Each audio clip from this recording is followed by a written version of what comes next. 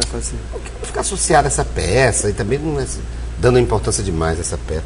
Agora é interessante, ela sempre me convence, não, Ricardo, é tão raro um ator continuar.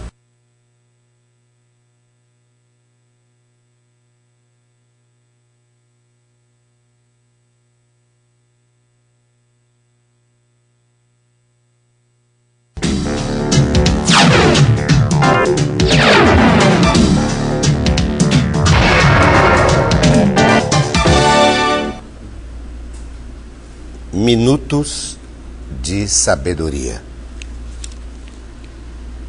Não pretenda que todos pensem como você. Cada pessoa está num grau de evolução, num degrau diverso da grande subida. Seja humilde. A vaidade é o pior dos defeitos porque engana a nós mesmos. Não se deixe abater pela tristeza. Todas as dores passam. Minutos de sabedoria. O dialogador de hoje me trouxe este objeto. Será ele um pastor, um padre, um filósofo, um sacerdote? Um sacerdote do teatro.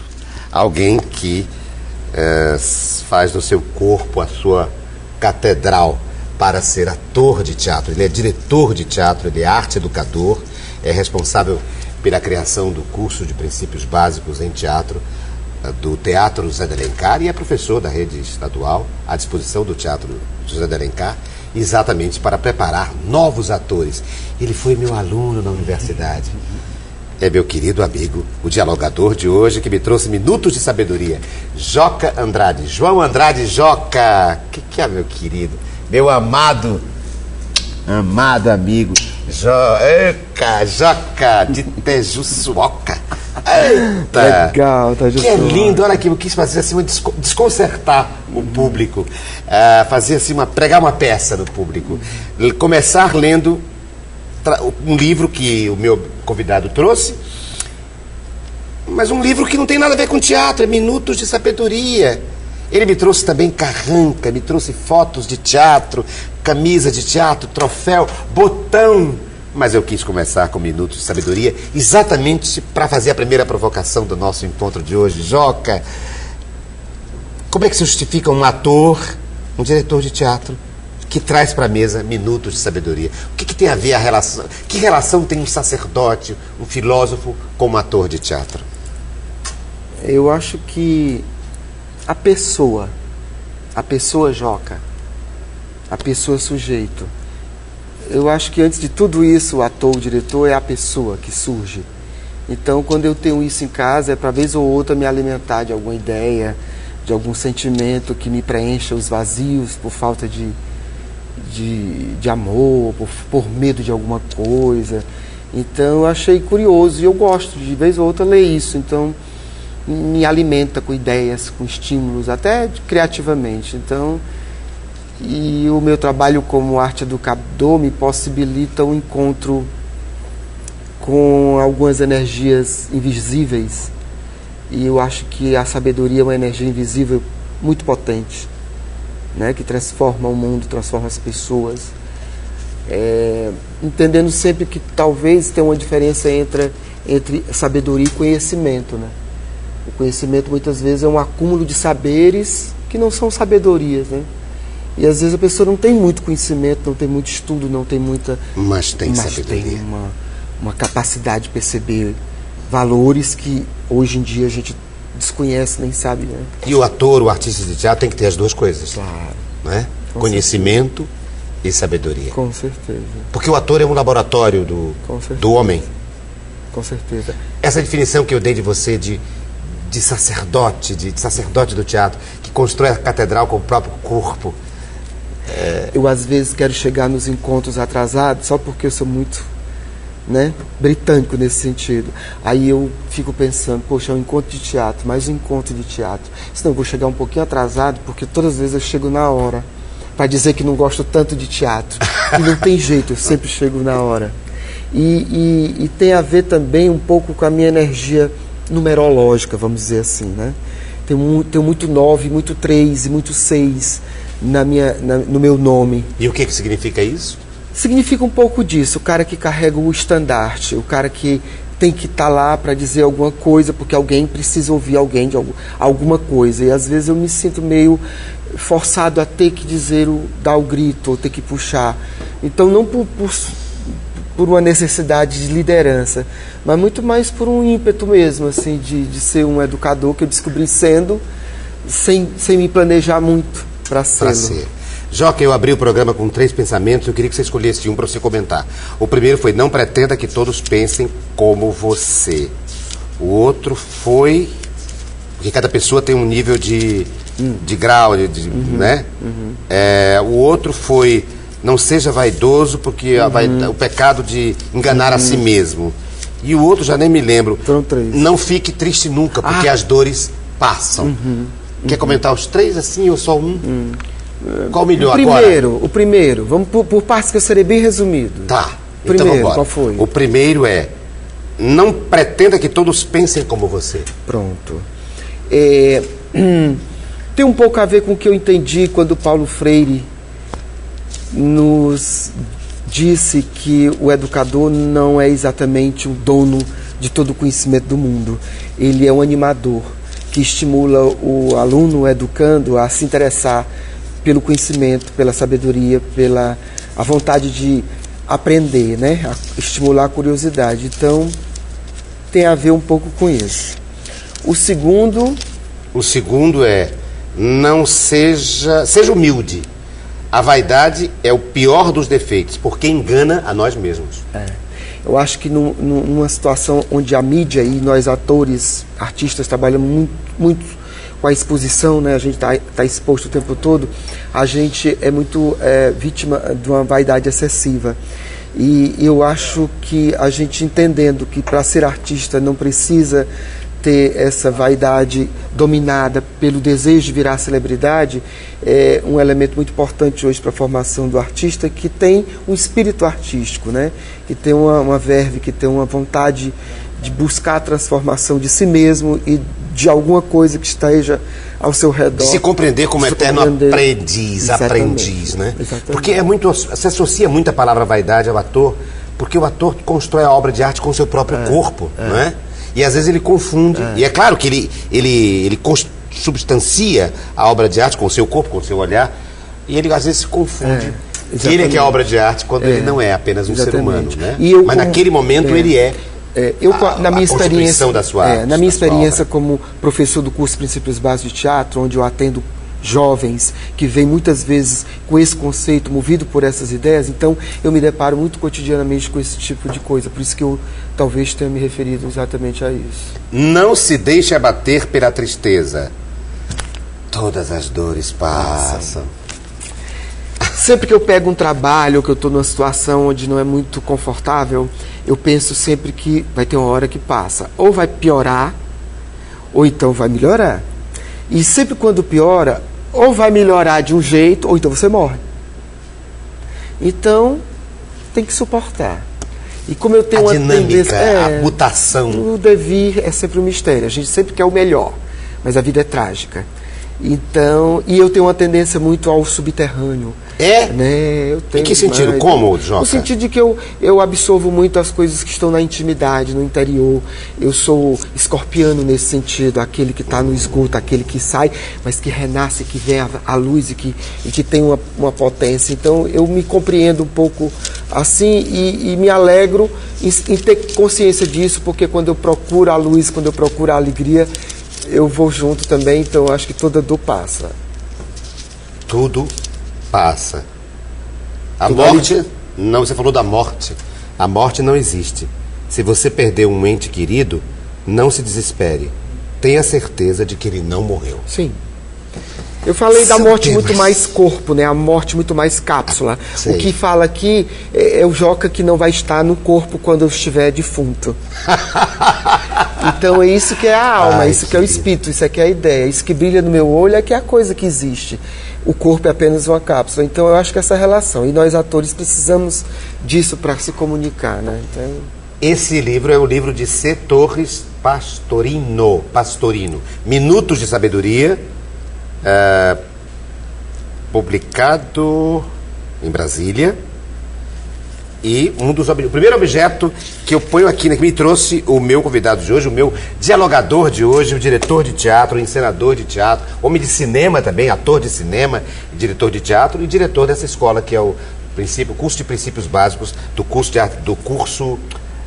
Teatro José de Alencar. Ai, meu pai, confundi tudo. Diretor do curso de princípios básicos do Teatro José de Alencar, que existe há mais de 15 anos. 20 anos completamos 20? agora. Que tem produzido espetáculos com gente jovem ligada gente jovem oriunda das escolas públicas, Joca, vamos colocar, que outro objeto a gente poderia colocar? Eu vou colocar os mais inusitados. Depois de minutos de sabedoria, vou colocar um botão. Um botão.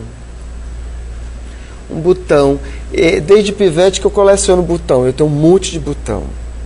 Para jogar? Não. Porque alguém me disse, não sei quem, nem como, de onde vem isso, talvez você saiba, que diz que quando a gente encontra um botão num lugar inusitado, no meio da rua, num canto assim, no chão, num lugar inesperado, é uma surpresa. É um acontecimento, é um acaso que pode vir a seu favor ou não. Mas é um sinal, é um código. E eu subjetivamente sempre encontrei um significado muito simbólico nisso e de forma... E acontece, mesmo que sejam coisas simples. E você gosta de ser surpreendido? De colecionar surpresas? Gosto. Ou a possibilidade de uma surpresa? Eu acho que quando eu encontro o botão e guardo, eu digo, bom, isso aqui vai pertencer a mim. E o botão simboliza... a caixinha que eu tenho com vários botões significam lembranças, passagens, esperanças, possibilidades, percursos. E o ator de teatro trabalha com isso? Com esse material? Claro, com esse patrimônio da memória. Esse é o material do ator. E com a possibilidade de transformação. De transformação. Isso tem que se transformar em algo que represente um sentimento, uma sensação. Então aí é quando vira arte. Enquanto é apenas a minha relação com o mundo e a compreensão do mundo e eu dentro dele, é apenas a minha... tentando encontrar meu rumo, a minha bússola, né? É apenas a sua ambiência interior. Exatamente, a minha relação com esse... Mas quando esse material se transforma... Aí vira arte, aí vira signo, né? Aí vira signo. Você tem ideia de quantas peças já dirigiu, Joca? Ou de quantas participou? De quantas participei? De 82 até agora? Eu acho que eu devia ter contado, né? Em casa, no currículo. Mas você vai fazer 30 anos de teatro. 30 anos de teatro. E a primeira peça que ele fez, ele fazia um menino e quem dirigia? Ricardo Guilherme. Era eu. Tão lindo. Eu tenho um orgulho de dizer que quem lançou o Joca fui eu. Hein? Você não sabe da importância e do registro que fica aqui em poder dizer nesse momento que você, para mim, é uma referência de artista, de ator, de pessoa de teatro. E eu tive a felicidade de conviver, não só com você, mas com outras pessoas naquele período que também conviveram com você, que me ajudaram muito na minha formação como pessoa, como artista e o que eu sou hoje. Desses 30 anos de teatro, quantas peças você acha? Por aí, como assim, ator, mais ou menos. Eu acho que mais de umas 20. 20 peças? Eu acho que dirigidas por Joca? Dirigidas, acho que bem mais, umas 30 ou 40. E existe uma diferença entre João Andrade Joca e Joca Andrade? Joca Andrade... São duas personas? Surgiu... João Andrade Joca é meu nome de registro, né? Eu fui registrado João Andrade Joca. Eu herdei o nome do meu pai, que por sua vez herdou o nome do pai dele e do bisavô. Eu estou perguntando isso porque eu sei o quanto você é arraigado nas relações de Tejuçuoca, quanto você é telúrico, não é? Procura em você, nesse ser urbano em que você se transformou, aquele menino do sertão. Do sertão da praia. Que é o João, que é o Joãozinho, que é o bão. O bão. Né? Então, às vezes eu estou na companhia dos meus sobrinhos, ou dos namorados, das namoradas deles, e eles me perguntam o meu nome, e eu não sei o que dizer. Eu não sei se eu digo Joãozinho, se eu digo bão, se eu digo Joca, porque meio que lá eu tenho muitas identidades. Então, alguns que me chamam de bão me remetem a algumas sensações, me trazem umas lembranças. E em que medida esse menino, o bão, o João, em que medida ele ensina coisas pro Joca? Eu acho que eu queria ser mais espontâneo. E para um ator é importantíssimo não apenas ter sido criança, mas continuar sendo criança. A infância é um material, não só a infância da memória, mas a postura do infante, a postura da criança, não é? De pesquisar, de estranhar, de não saber, de se indignar ou se fascinar com coisas que são aparentemente tão simples. Fantasiar, né? Tudo é grande. Eu ainda dia desse passei ali no Otávio Bonfim, vi aquele pátio daquela igreja que minha avó mora ali do lado, minha avó morava ali, minhas tias moram ali na Justiniano de Serpa, já chegando na Bezerra. E eu lembro que dia desse eu passei e parei o carro e fiquei olhando assim, contemplando, e lembrei que eu aprendi a andar de bicicleta naquele pátio. Para mim era gigante. E o que é que esse menino ensina ao ator, ao homem de quase chegando aos 50? Eu acho 50, vou fazer 50 o ano que vem. Me ensina a vontade, o teatro me aproxima da minha fase de fantasia, de criança. Então o fato de ser ator, ser artista, isso me deixa muito próximo dessa criança, que maturou, que cresceu, que criou outras famílias. Né? Desta criança, inclusive. Desta criança. Ele me trouxe uma foto, outro objeto para pautar o nosso encontro com o Joca Andrade. Uma foto do Joca criança no sítio Itambé, em Caucaia. Olha os Andrade, os Pitombeira, os Aires, os brasileiros. E você está bem aqui. Olha o Joca. Joca, por que você trouxe essa foto? Para lembrar a criança? Ou porque essa criança tem algo que demarca uma diferença aqui? Não sei o que é. Eu trouxe essa foto por uma razão também, uma outra, além da imagem. Eu fiz essa foto, eu lembro do dia que eu fiz essa foto, mas só vim ver essa foto há uns 2 anos. Que minha irmã ganhou de minha prima, Celina, que ela tinha em casa e me deu essa cópia.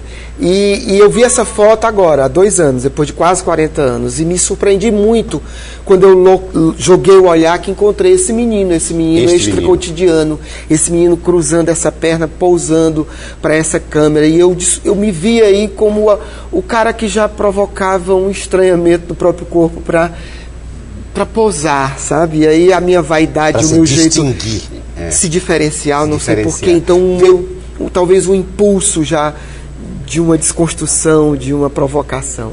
É interessantíssimo, porque todos os outros meninos estão em posições, digamos, previsíveis, né?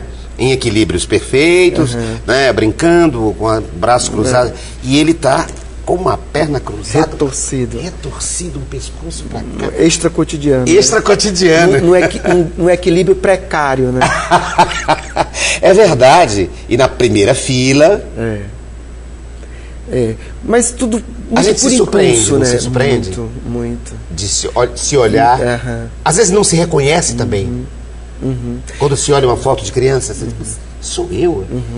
Em que eu me transformei? Foi muito estranho, porque eu acho que também revela outras coisas que só a mim cabe guardar e saber, né? Não dizíveis agora. Não, nem precisa, acho que são sentidas, né? Porque são coisas. Estava aí a minha arte, a pessoa que talvez estivesse já se expressando.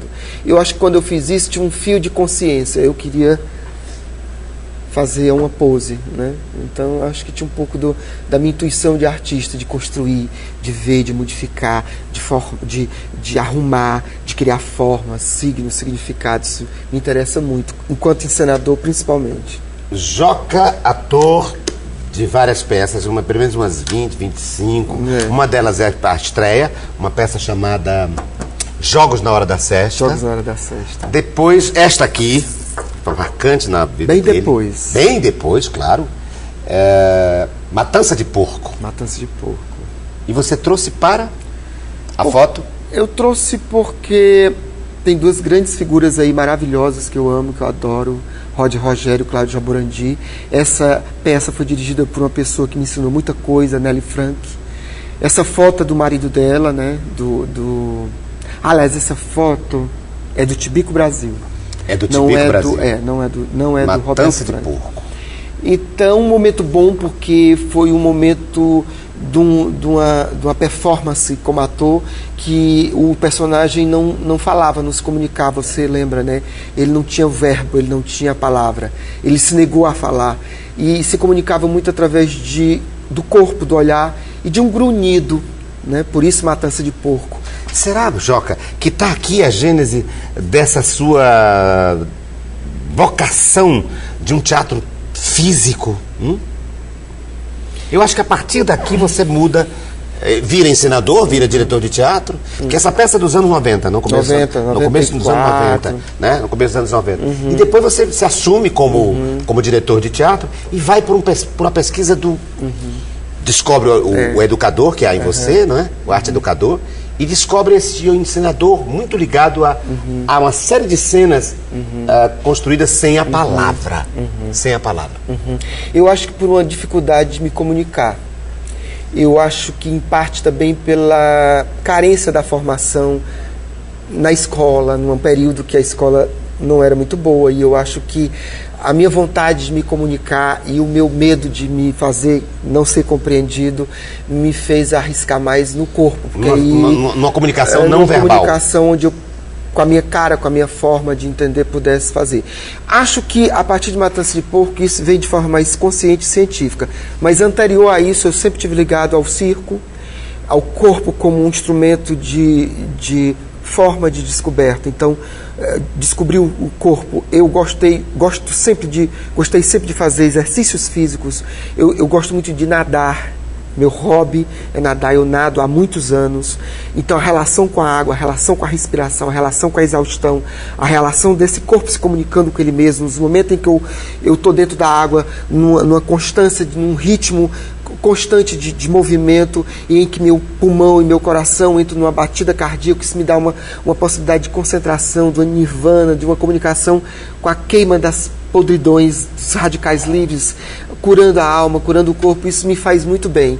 E quando eu estou em cena conscientemente, criando e transmitindo alguma ideia, isso me dá também muita proximidade com a relação, com essa coisa que me mantém. Eu me comunico com o mundo através do corpo. Por isso que eu chamei aqui no começo do programa o Joca de sacerdote do teatro, né? Porque ele é esse dedicado, ele chega horas antes do espetáculo começar, se prepara, tem todo um ritual, às vezes até incenso, música. Dependendo da coisa, tem um incenso. Dependendo, eu mudo. Eu gosto muito do acaso. Mas tem uma ritualística que você cria. Claro que ela pode mudar, mas está sempre ligada ao corpo, à concentração, ao contato ou solitário de você com você mesmo, ou com os colegas, com aqueles que vão criar a magia do teatro. Existem coisas acontecendo ao nosso redor e que às vezes a gente não percebe, não vê, porque a gente ignora. A gente está tão preocupado com outras coisas que a gente considera tão importante. Às vezes a gente encontra soluções para esse problema com coisas que você escuta de alguém que você nem conhece, ou de algo que passa na sua frente. Então, nesse momento que você vai se encontrar com o espectador, que você vai estar no altar, que é o palco, eu acho que é um momento legal para você ficar aceso a tudo que pode te mover. Olha, ele me trouxe também uma carranca. E a carranca me lembra, são aquelas esculturas, não é? De madeira colocadas nos barcos para assustar os maus espíritos das águas, não é? Ou da viagem, ou do percurso. Me lembra também aquela cultura do Rio São Francisco. Do Rio São Francisco, é. Mas eu me lembrei, sabe de quê? Que você também é muito ligado ao grotesco, ao estudo do grotesco, do bufão, desse cabra que desequilibra o humor e que desequilibra o status quo a partir do deboche e tal. Me lembro de você estudando Rabelais. Queria que você falasse sobre isso, porque essa máscara é um exagero, né? É também um pouco... Ela é assombro, mas ela também é resiliente. Ela protege, ela existe para proteger, né? E ela tem uma cara de má para proteger da maldade, mas ela quer o bem. E eu acho que às vezes meu rosto, a minha cara espanta. Né, onde eu chego, às vezes eu não tenho uma cara muito angelical e às vezes eu acho que eu espanto. É carranca. Quando eu sou a cara é carranca. A minha cara é uma carranca. Dizem que o cabelo é a moldura do rosto, eu não tenho cabelo, então não tenho moldura. Deixa eu ver aqui os dois, para ver a carranca do Joca. Esse, Joca. Então eu tenho um pouco da carranca que espanta, mas que é só para querer bem, é só para fazer o bem. E é para se proteger também? Você acha que é frágil? Do acaso que é trágico, do acidente, do inconveniência, de um maldito, de uma indignação. De uma má energia. De uma má energia, de uma condição. Às vezes a gente atrasa e fica com raiva porque atrasou, mas aquele atraso pode ser para proteger de alguma coisa que ia passar numa hora que você não devia passar. Então tem um pouco disso. Isso está no barco porque quer proteger de uma onda que venha de um tronco solto que pode bater no barco e furar o barco, de uma ventania. Então tem um pouco da ligação da gente com o fenômeno da natureza, né? Com os mitos da natureza. E o estudo do grotesco, do bufão, quando eu descobri... Por que interessa tanto isso? Porque me aproxima... Uma coisa que eu descubro, que eu sinto, que nós somos iguais nesse sentido, né? Então, hoje, inclusive, eu estava lendo um artigo... Escatológico, sim, né? O nosso fisiologismo é igual, né? Sim. Então, se a gente defeca, a gente solta flatos, né? A gente arrota, a gente urina, a gente sangra, a gente fede, né? E a gente, quando eu digo Papa, Rainha Inglaterra, o Ricardo Guilherme, o cachorro, Joca, todos o os rato textos aqui, Dejolino Lucas. Todos nós. Até então, o Dejolino? Assim, os gatos, os cachorros. É, né? verdade, eu tô brincando, mas é verdade. Sim. A consciência da nossa animalidade, né? Da nossa condição, inclusive que nos une aos animais irracionais. Exatamente. Os dignos e os não dignos, né? Então, acho que quando eu trago nos nivela para esse espaço, eu digo, todos nós somos iguais. Somos todos iguais. Então, eu quero falar disso, de um lugar onde todo mundo se encontra. Não precisa diferenciar porque eu sou mais rico, eu sou mais pobre, sou branco, sou preto. No corpo, nesse lugar, todo mundo se encontra.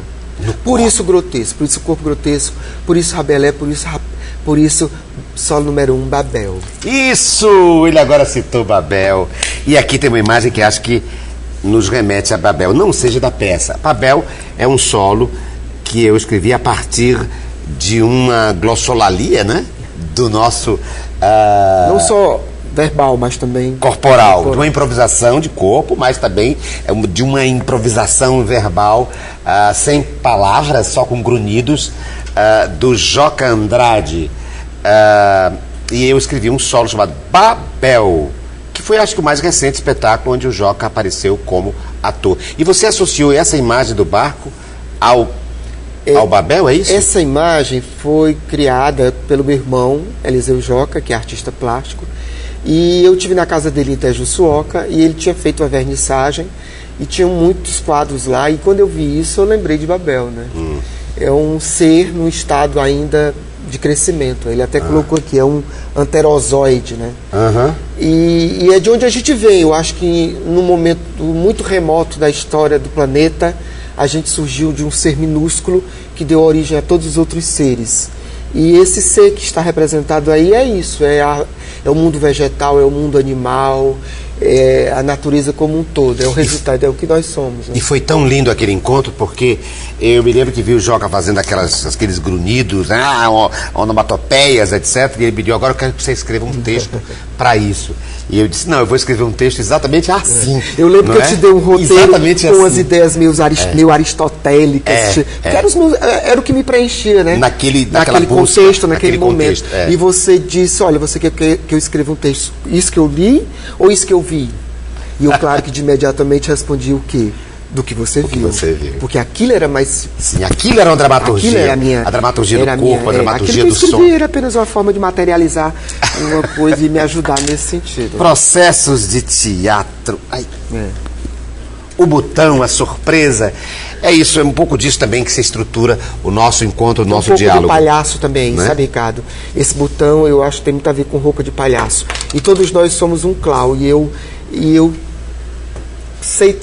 gosto de ser também um alegre, um safado, um serelepe. Eu tenho o meu palhaço também. Mas eu estava associando o botão para fazer o intervalo entre o nosso encontro com o Joca Andrade, o encenador, o arte educador Joca Andrade, associando o botão aqui ao nosso encontro. Ele associou o botão à surpresa, ao indício de uma surpresa.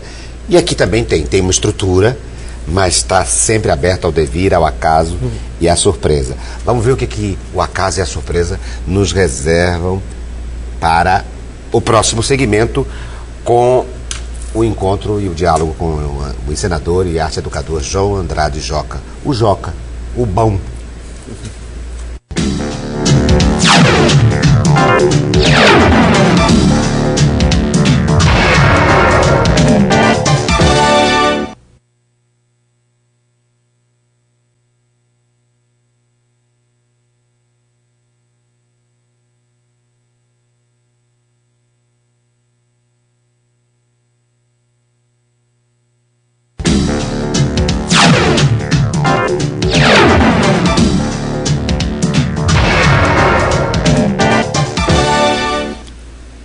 O dialogador de hoje me trouxe minutos de sabedoria, me trouxe carrancas, me trouxe botão.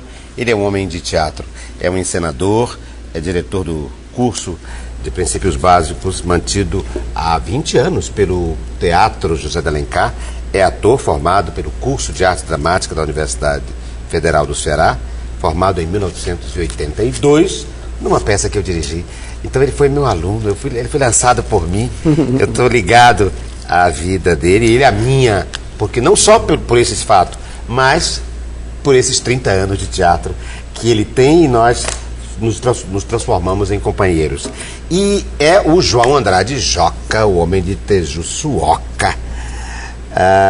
E é esse urbano, esse ator e diretor e arte educador. Vejam, com eles, a última peça que eu dirigi, que nós fizemos juntos, ele era diretor e eu era orientador, é exatamente relacionada a esse objeto que ele me trouxe. Ele me trouxe uma camisa da peça Curral Grande, sobre os campos de concentração na seca de 1932, que confinavam os flagelados, dos sertanejos vítimas da seca. Joca, por que você trouxe isso? E eu tenho uma coisa a lhe dizer, mas diga primeiro a sua. Eu trouxe essa blusa porque o CAD, de certa forma, como a gente entende, o curso de princípios básicos de teatro, eles... O curso de arte dramática. O curso de arte dramática, desculpa, o CAD. O curso de arte dramática. Ele se encerra no formato que era durante esses 40 e tantos anos. 50? 50 anos. 50. Então, é o registro da última peça que foi montada pelo CAD. É verdade. O curso de arte dramática da Universidade Federal do Ceará, criado em 60, resistiu até 2010. Não, mas a última peça foi exatamente a peça que você dirigiu. Então, imagino, você que é formado por aquele curso, a vida te prepara para, anos depois, ser o diretor da última peça montada pelo curso de arte dramática. Isso. Na minha vida isso é muito simbólico. Por quê? Simbólico de quê? Porque foi lá no CAD que eu comecei a me descobrir como eu sou hoje, né? Tentando ainda. Não me descobri totalmente, vou viver 1000 anos e não vou conseguir. Mas foi no teatro, no CAD, que eu conhecendo as pessoas que conheci, inclusive você, eu me descobri um sujeito que foi em busca de trabalhar, em busca de encontrar construir uma vida, né? Construir o profissional que eu sou, a pessoa que eu sou, as experiências amorosas, sair de casa, morar sozinho, morar com amigos, estabelecer outros elos com outras pessoas afetuosas, de afetos de amizade, afetos de trabalho. Então, o CAD me deu essa possibilidade. E 30 anos depois, eu sou convidado, sou professor substituto por 2 anos e concluo lá a montagem desse espetáculo, a conclusão da última turma do curso, porque logo em seguida a universidade... O curso se transformou numa licenciatura em teatro. Exatamente. Então, para mim é muito simbólico. E não mais num curso de extensão livre. Então, é o fechamento com abertura. É o fechamento de um processo, de um ciclo, a conclusão de um ciclo. Então, historicamente, para mim, isso é muito simbólico.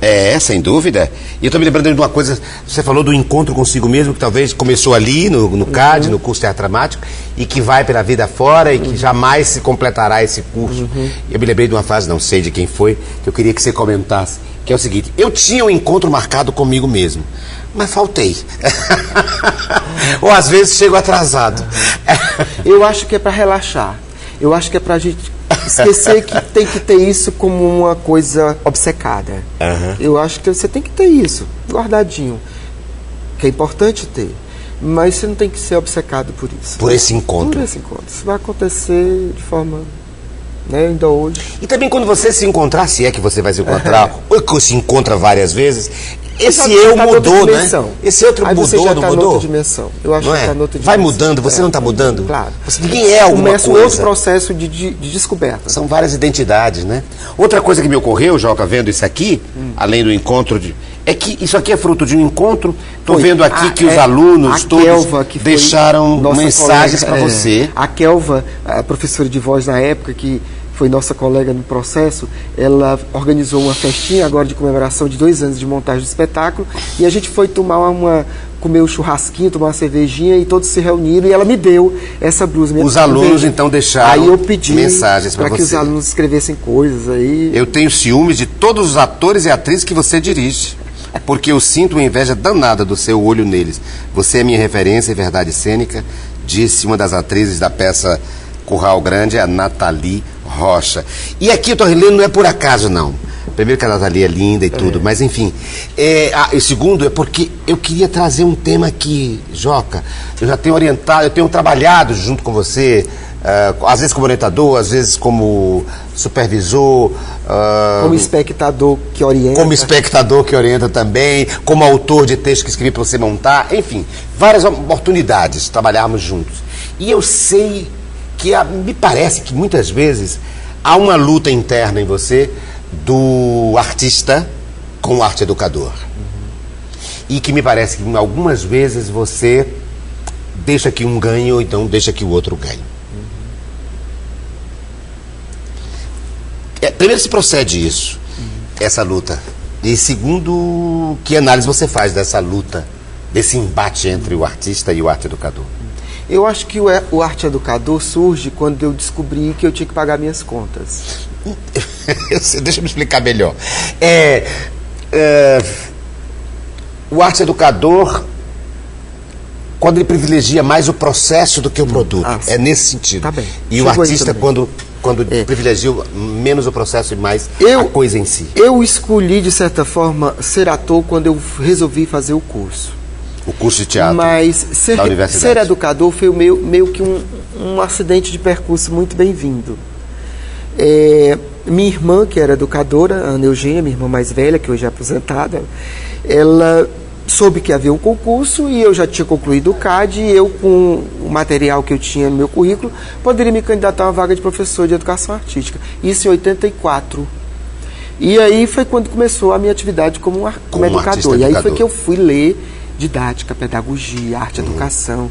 Então, depois fui fazer pedagogia, depois fiz especialização. Ele é formado em pedagogia. E tenho especialização em metodologia do ensino de arte. Metodologia do ensino de arte. E aí confesso que, assim, eu não tenho lá muita vocação para a carreira acadêmica pela exigência que é muito rigorosa e que acho que é importante, mas que ainda não me habilitei, não quero fazer meu mestrado. Mas você foi tomado pela essa ideia do educador, fui. Não é? Do educador popular, inclusive. Né? Quando eu percebo nesse processo que o barato é fazer com que as pessoas criem, e aí quando eu percebo que eu estou apenas ali para estimular, orientar, eu não sei tudo, imagina, ninguém sabe tudo.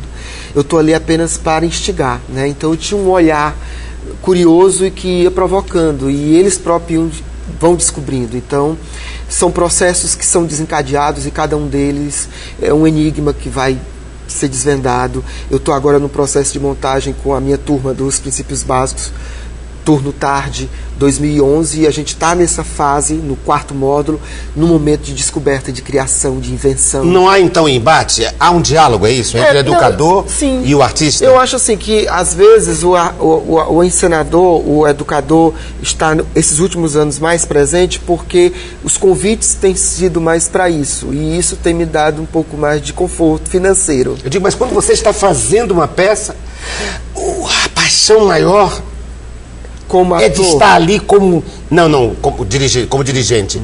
É de estar ali na vocação do arte educador, propiciando a criação do outro, fomentando relações sociais para que as pessoas criem. É isso que te toma hoje mais do que qualquer coisa. Eu sinto um prazer muito grande quando eu sento na plateia e começo a assistir um espetáculo que eu ajudei a construir. E sentir a plateia reagindo, para mim, é descobrir a plenitude humana, como nos fala o outro pedagogo, Antônio Carlos Gomes. Foi através dele que eu, por uma convivência que tive na Edisca, que foi muito bom também. É verdade, você foi orientador de teatro da Edisca, né? E lá na Edisca conheci Antônio Carlos Gomes, e ele me trouxe umas questões, e a plenitude humana você ganha, você percebe, você vivencia quando você vê algo construído e você acha que está contribuindo para a alegria, para a celebração, para o encontro. Então, quando a plateia se encontra diante de um espetáculo e faz o seu gol, porque vibra, porque aplaude, porque ri, porque fica séria, então isso para mim é uma comunicação com o cosmo, com o micro, com o maior, com o grande. É isso, eu acho que é por aí. Joca Andrade, você me trouxe... Vou colocar mais 2 objetos, antes do objeto surpresa. Vou colocar esse aqui. Cinema, é isso, Joca? Esse troféu eu ganhei no Cine Ceará, não sei exatamente o ano, mas a plaquinha... Melhor ator. A placa não diz, tá toda já... precisava ter passado um bombril. Um bombrilzinho. Mas é de que filme? Que filme é? Sim, porque o Joca, além de ator de teatro, é ator de cinema também. Qual é o filme, Joca, do melhor ator? Olha, eu acho que deve ter sido um vídeo, viu? Um vídeo? Um vídeo ou de um curta. Eu não sei qual é o ano, aí eu também não tive cuidado de ver em casa antes, Ricardo. Mas o importante é que... Pauta, quer dizer, sugere que você fale de cinema e teatro? Sugere que eu fale de cinema, porque... Cinema. Eu tenho uma... Vídeo. Rosenberg Cariri, Glauber Filho, Joy Pimentel, Nirto Venâncio, essas pessoas todas me ensinaram e me ensinam muita coisa sobre cinema. Que a minha formação como espectador começou mais pelo cinema do que pelo teatro. Então, quando eu aprendi a ir para o Cine São Luís, no final dos anos 70, no meio dos anos 70, com meus 12, 14 anos, eu comecei a ir para as sessões matutinas, às 10 da manhã, no Cine São Luís. Quando eu aprendi a vir de Antônio Bezerra, no ônibus, para o centro, sozinho, para ver cinema, quando eu tinha dinheiro para ver, eu via. Então, eu me formei espectador vendo cinema, e me fascinava ficar vendo aquela televisão. E o que o cinema ensina? Ou ensinou a você? E continua ensinando? O tamanho da tela, né? Quando eu fui para o cinema a primeira vez, eu me sentei na primeira fila, porque eu achava que tinha que ver. E foi uma loucura, porque quando começou aquelas coisas enormes, eu fiquei como se tivesse Alice no País das Maravilhas, ficando gigante ou minúscula, com tudo. E foi uma loucura, como se eu tivesse tomado depois, sei lá, um ópio, alguma coisa parecida. Atuação também. Hoje você tem consciência de que a tua atuação é também algo de... tem o efeito da Alice no País das Maravilhas. Ela você, se propaga, você faz aqui para depois ganhando uma dimensão que você não sabe onde chega, né? Não é? E como ator, pela possibilidade de experimentar outra linguagem, né? Então, eu no cinema sou muito mais rigoroso e exigente comigo mesmo, porque eu olho e digo, porra, minha voz não é boa, minha cara não é boa, sabe? Mas ao mesmo tempo acho super bacana, porque quando me convidam, que eu faço um teste, que me chamam, eu digo, não, eles estão confiando em mim, então eu posso ficar tranquilo, posso fazer. Então eu gosto muito de cinema, gosto muito de cinema. E é verdade que a câmera, você não mente para a câmera? Não mente, você... Que a câmera escuta o teu olhar, suga o teu olhar? Ela revela coisas minhas que às vezes as pessoas são próximas a mim, não veem, mas eu percebo. Entendeu? Então tem detalhes da minha intimidade que a câmera mostra, que as pessoas às vezes não veem, não percebem, mas que me denunciam. Eu sinto isso. E isso é ao mesmo tempo que é assustador, é extremamente mágico, é fascinante. João Andrade, Joca, vamos voltar para a mãe. Ele me trouxe Tejuçuoca e me traz agora a imagem da mãe original. Olha, eu queria que você comentasse essa imagem, que você analisasse, que você lesse essa imagem que você tem aqui, que você me trouxe. Joca. Eu sou uma pessoa que procuro sempre estar me espiritualizando, sabe? Acho que falta no contexto mundial, na forma como a gente está organizando a vida e as relações econômicas, mercantis, de força, de poder no mundo, né? Destruição da natureza, do planeta. Isso tem me preocupado muito. E num dos acasos, encontrando um botão, folheando coisas, eu folheando um livro que por acaso não me lembro nem qual é mais, encontrei essa imagem. Que imagem é essa, Joca? Você podia comentar? Eu não sei exatamente nem de que seita, de ser de alguma religião. Mas o que ela significa? Significa para mim o mundo, o cosmo, o planeta. A mulher representando o feminino, a mãe que gera, de onde a gente nasce. Ela está com as pernas abertas. Deus para mim é feminino. É feminino, masculino na sua força, na sua potência, no seu falo, na sua virilidade. Mas é feminino também pelo seu útero, pelo lugar que protege, pelo lugar que alimenta. Então, para mim é uma fêmea. Então, para mim é o planeta Terra. Para mim é a imagem do mundo. Para mim é o cosmo, é o caos, e ela carrega aí no colo, me parece que o sistema solar, né? E essa luz, a gente não vê o rosto, da mulher, a gente vê uma luz que passa por ela. Então, acima dela tem alguma coisa a mais. Então, a gente imaginando o cosmo, o espaço, o universo, além de nós, além do buraco negro, tem outra potência, outro poder, outro mundo. Então, eu acho que pensar nessa dimensão é pensar que a gente é muito pouco para querer abusar tanto da coisa, do mundo, da vida, da natureza. Isso está lá pregado na sua casa? Está pregado no meu altarzinho. No seu altarzinho? Casa, Depois eu peguei e botei esse quadrinho. E o que tem mais no altar? Ai, tem um monte de bugiganga, coisas que me dão. E eu, vindo pra cá, me lembrei, eu digo, poxa, eu devia ter trazido um altar, como é aqueles coisa que bota santo, que tem... Um nicho? Um santuáriozinho. Um santuário, sim. Que tem prateleirazinhas, e que Sei, eu vou colocando coisas que eu ganho, que eu encontro, que eu me dão. Aí lá tem anel, tem colar, tem pulseira, tem coisas infinitas. Eu, vindo pra cá, disse, poxa, podia ser um objeto tudo isso. Sim, um só. Um só. Tô vendo Porque que são você... coisas que eu vou guardando. Você gosta de catrevagem. Pois é, dizem que isso é bom, né? Não é bom? Dizem É que lindo, não. catrevagem. Eu quis questão de usar esse verbo, essa palavra, esse substantivo bem cearense. Catrevagem. Catrevagem, eu gosto de catrevagem. Juntar coisas. Eu gosto. Mas não por juntar simplesmente, porque essas coisas têm sentido, Tem emprestar sentido a essas coisas, não é? Eu sou uma pessoa que gosta muito de... Eu me apego muito fácil, mas me desapego também com muita facilidade. É mesmo, Aí Joca? eu preciso dessas coisas para dizer, olha... Das pessoas e dos objetos? Sim. Não desapego por uma ojeriza, mas por entender que os sentimentos, os afetos, eles precisam ser também maturados. A gente ama as pessoas e acha que vai tê-las para sempre. Um dia elas morrem. Ou sai da sua vida? Ou sai da sua vida. E aí a gente tem que entender que, pô, se eu estou vivo e preciso continuar sobrevivendo, então eu vou ter que maturar meu sentimento em relação... Mas isso é sem dor? Sem dor. Não sofre, Joca? Não, acho que a gente sofre aquele momento onde a gente... tipo assim, você acabou uma relação amorosa e quando você ainda tem um resquício de sentimento, você não quer ver a pessoa, você não quer cruzar, você não quer ir nos lugares onde ela vai, onde você encontra. Então você evita.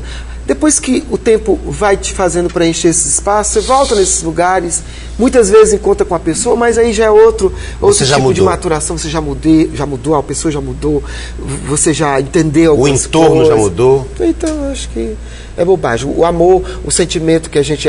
romântico, às vezes, é muito besta, muito otário, muito besta, né? Então, eu não gosto desse sentimento. João Andrade Joca, o nosso professor de artes do Teatro Zé de Alencar, que coordena, como eu já disse, o curso de princípios básicos do Teatro Zé de Alencar. Ele é pedagogo, especialista em metodologia do ensino das artes, sobretudo das artes cênicas. Ele me trouxe muitos objetos e agora vai me mostrar o objeto surpresa, e vou mostrar também o objeto surpresa que eu trouxe para ele. Qual será o mais tchan? Qual será, hein, Jaque? Não sei. Me dá o teu. Me dá o que você trouxe para mim, que ele entregou à produção, eu não sei, botou aqui. O meu também entreguei, ele não sabe. Deixa eu ver, peraí, vou ver. Deixa eu abrir. Joca Andrade. O que é que o Joca me trouxe?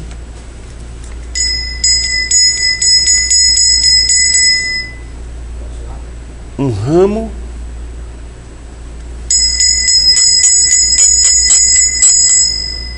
Um sino. Tão lindo. Fala, Joca. Eu gosto de sino. E eu tenho 2 lá em casa, né? Além desses, outros de tamanhos diferentes, porque eles vibram diferente.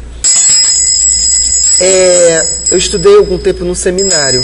Ah, você foi seminarista? Não fui seminarista. Não? Eu não fui seminarista. E eu tenho lembranças sonoras de uma capela onde eu via, né, a encenação da missa e me fascinava estar lá por ver aquele ritual todo. E tinha uma hora em que as pessoas se ajoelhavam e o coroinha batia vários sininhos e ressoava dentro da igreja, e aquilo me fazia sentir a vibração das imagens, como se fossem os anjos acordando, despertando. É o som do divino, do divino. O som do sacro. Exatamente. E por que você me trouxe para isso? Para a gente se lembrar dessa... Eu sempre que abro o livrinho, o Minuto de Sabedoria, eu antes bato o sino, evocando acordar os anjos, Eu não disse a vocês que ele é um religioso, que ele é um sacerdote do teatro, hein? Né? Aí E às você bate o vezes sino. nem abro o livrinho, vou passando assim no corredor que eu tenho na minha casa, que esse negócio tá lá, e eu vou preocupado com alguma coisa, é uma aula que eu tenho que dar, é uma coisa que eu tenho que resolver, é um problema que eu tenho que falar, é alguma coisa que eu tenho que ir, aí eu olho pro sino e vou. E acontece. É só para despertar. Eu quero despertar aqui também os anjos, pelo meu encontro com este homem que tem por religião o teatro, né? As relações humanas, as relações que o teatro permite. Lindo, lindo. Lembrar o que eu me lembro de sino, que agora igreja tem no meu coração. Talvez a piedade. Tem pode parecer um sentimento meio cristão, mas no bom sentido, da orientação do espírito, não por um dogmatismo, uma questão religiosa que impossibilita compreender que a energia que a gente evoca quando pensa na proteção espiritual, ela é também uma energia quântica, que você, através das moléculas da água, pode ativar para dizer que pode curar, que pode melhorar. Não, e o teatro nasceu religioso, né? O teatro a história do teatro no mundo, ele foi se profanizando, né?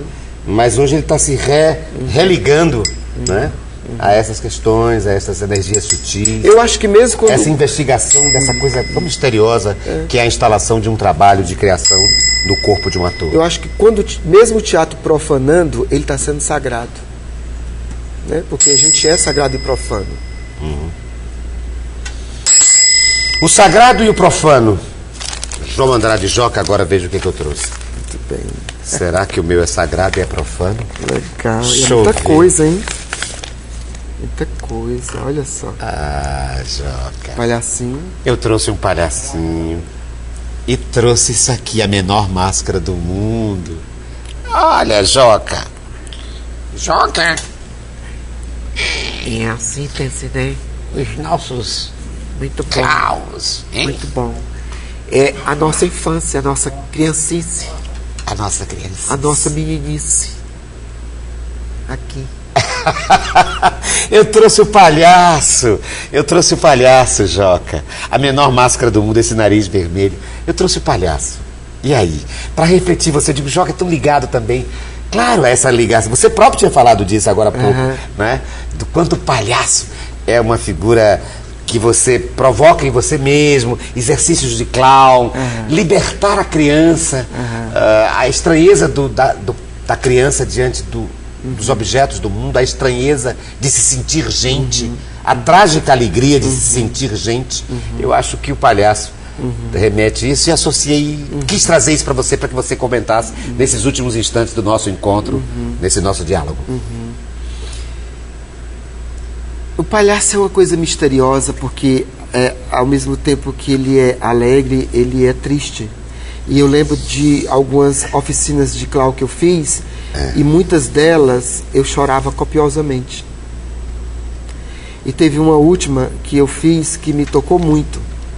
E eu sempre, quando faço oficinas de clown, eu penso no menino que eu ainda sou e que eu perdi e que eu ainda gostaria de ser. E a transgressão e o profano que tem o meu palhaço. O meu palhaço, ele é muito profano, ele é muito erótico, ele é muito grotesco. Ele não é um palhaço para criança, ele é um palhaço para adulto, ele é um palhaço bem... Palhaço do pastoril profano. E aí, mas essa alegria me aproxima de uma construção do ser que diz que a gente procura na vida sempre a alegria, a felicidade.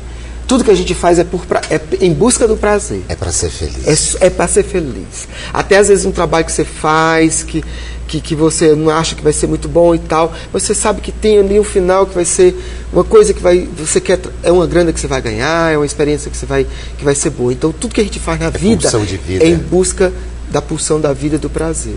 Lindo, Joca. Deixa eu ver se eu evoco aqui algum espírito para terminar o programa. Vou tocar o sino, pedir que o Joca abra num lugar assim ao acaso. Olha como é que eu faço. Que nunca há acaso. Exatamente. E aí... Sempre penso. ele vai dizer? O que é que o acaso vai nos dizer? Lê um trechinho, Jota. Sem esforço de nossa parte, jamais atingiremos o alto da montanha. Sem esforço de nossa parte, jamais atingiremos o alto da montanha.